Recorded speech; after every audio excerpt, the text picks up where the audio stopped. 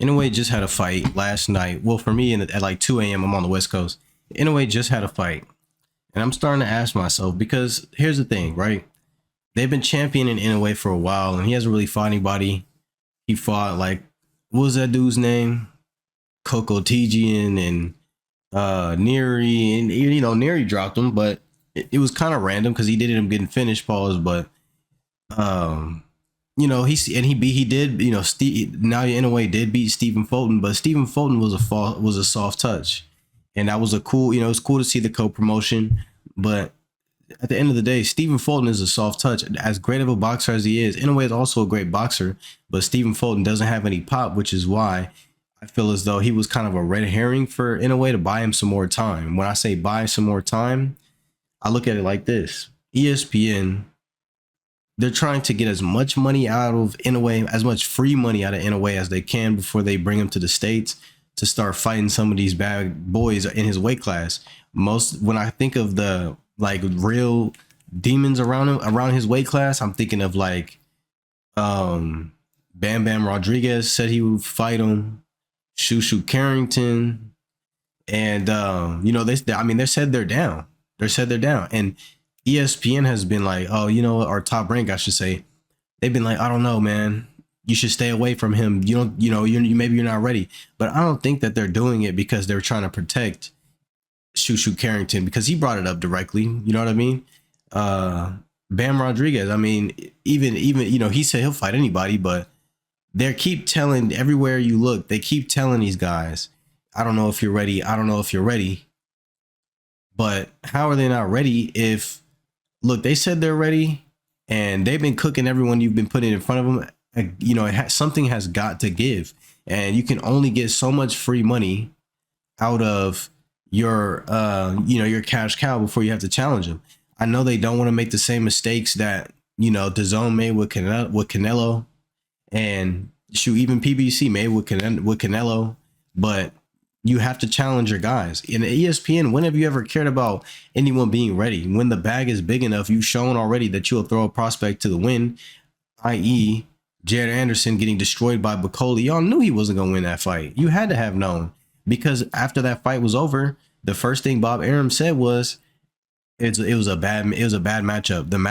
It was the matchmakers over there. They just blah blah blah. But in reality, Turkey Al-Sheikh is going to challenge you. If you go for a turkey bag, he's going to make you put something on the line, and usually it's your or your reputation on the line as an elite fighter, because that fight, and heavyweight is different. That's why there's no heavyweights on the pound for pound list. But that fight still was, so that just to show Jared Anderson personally how good he needs to be to continue fighting in the heavyweight division. You can only fight so many people in the heavyweight division that we don't know before you have to move up. You can only fight so many Japanese and Korean fighters. Now the Japanese fight game is deep, but he's already shown that he's at the top. The only thing that we're waiting for is for him to come to the United States, catch a few fades in Vegas.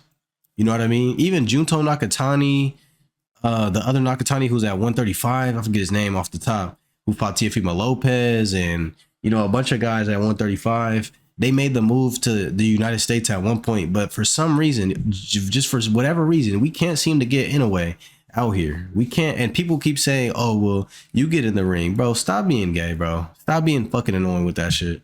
Because at the end of the day, these fighters that we support and that we help make a living at the, you know what I mean? We are asking we just want to see how great you really are. And as a fighter, that should be a no-brainer, instinctive. Like, oh yeah, I'm going to test myself. There's only a few people who are willing to take these challenges while the fighters are hot and ready. David Benavidez, Devin Haney. Even Shakur Stevenson, he fought Conceição, he fought Oscar Valdez when, they were both red hot. And to be honest, he's one of the most avoided fighters in the sport right now. But Keyshawn Davis about to fight on February 14th for his first belt, because he's fighting against Baranchik on the 14th, on Valentine's Day, 14th or 15th. I think it's the 14th. But yeah, you know what I mean? Even Pacheco on Saturday, tomorrow is about to fight against Bud's homie, who just got done beating the brakes off that undefeated dude on Bud's last undercard. This is the first time he's gonna be headlining an event by himself, I think. Because he usually just fights on Bud's undercards, which is the reason why he's not very active. And maybe a lot of you haven't heard of him.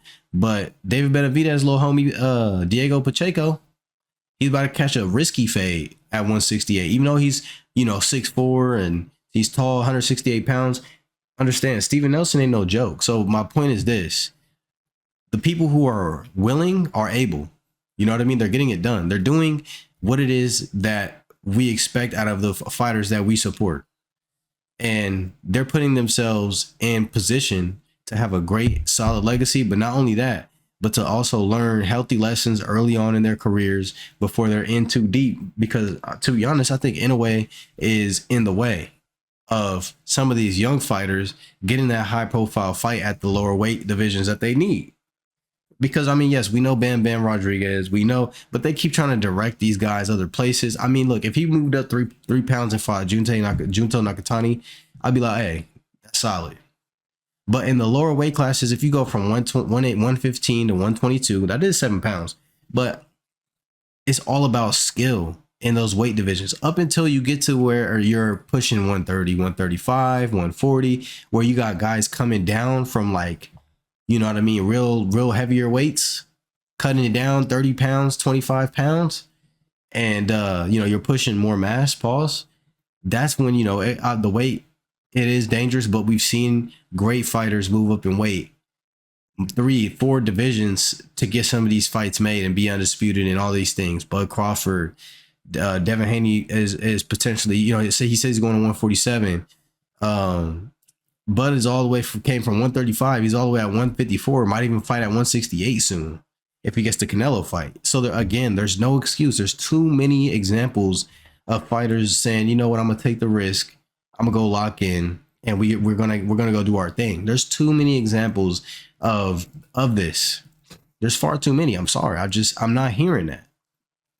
You know what I mean? And I think that other fight fans are getting sick of it.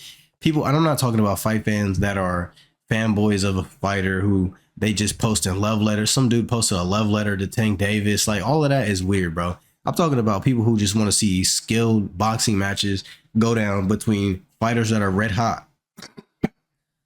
I don't hear anybody saying David Benavidez don't fight David Morrell because they know he's solid. Even though that's dangerous, they believe in their fighter.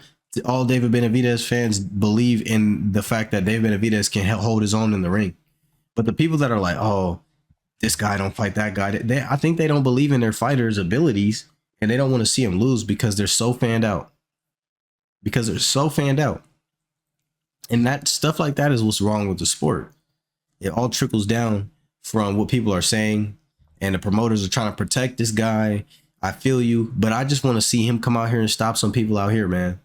Should, teach some of these young demons a lesson. Why not? Because again, the Korean guy he fought was literally just in the ring getting socked out, telling him like, yeah, hit me more. Oh, bro, whenever people tell you to hit me more, it's because they know I lost. So I'm gonna at least go out with my dignity. That's what it comes down to. I'm about to get knocked out. I'm about to get dropped. I'm about to lose. I'm about to quit next time I go down. But I'm gonna at least have some dignity on because when they clip this knockout, I don't want to go out curled up. I want to at least go out saying, oh, that ain't nothing, blah, blah, blah. And then he put me out. I promise you, it's not because dude was like that. And it's to the point where originally before this fight, they were calling Sam Goodman Scam Goodman because it was going to be such a pointless fight for Inoue. It was going to damn near drop his stock. Like, come on, bro. Let's stop being delusional. Just look at the box rec. Look at what you know what I mean? Come on now. Let's not be delusional. So congratulations on another victory, but it's not. It was definitely a foregone conclusion. We all knew what time it was. I didn't stay up to watch it, bro. I already knew who's gonna knock the guy out. I'm waiting for a big fight, not a red herring like Stephen Fulton, because Stephen Fulton is a great boxer, but he doesn't have the punching power to get the respect from someone like an Inoue. And the matchmakers, they knew that. They used him as a red herring to buy Inoue more time, so that way they could get a few more fights out of him before people started really calling to action. But we're at the point now where I'm just like, bro, if this fool isn't gonna fight anyone I care about or fight anybody formidable that we know is formidable, I don't even want to hear it. You know what I mean? I really don't. Even Lomachenko, bro, like he fought some duds, but hey, he has a solid resume, and they fast tracked the hell out of him. You know what I mean? Madrimov, they fast tracked him, but he fought Bud. They did it at some point. They had to do it. Everyone has to get that right to passage. Win, lose, or draw, it doesn't matter. It doesn't matter. Loma finally fought Devin Haney. He was avoiding for a long time. He lost conclusively. Bud fought or Madrimov fought Bud at 154. He lost conclusively. But did it put any rain on their stock like that? No, nobody thought they were any less of a fighter. They fought against an elite guy and lost. Not to mention they're not even black fighters. So it's like, bro, if you lose, they're still gonna push you. You'll be fine. But they just want to continue to get as much money out of him because he's undefeated and he's a foreign fighter. And I see the play. I see it right now. Foreign athletes are in. I understand the NBA is doing the same thing, milking the fuck out of the European players. Now they are elite. They are elite players. But we want to see them compete against elite competition out here because historically speaking, all of the best boxers in the world throughout history have been either Black American fighters or, they have been Black American fighters pretty much through every era. So again, let's stop the malarkey. Let's be real and let's watch some real fights, bro. I'm tired of this.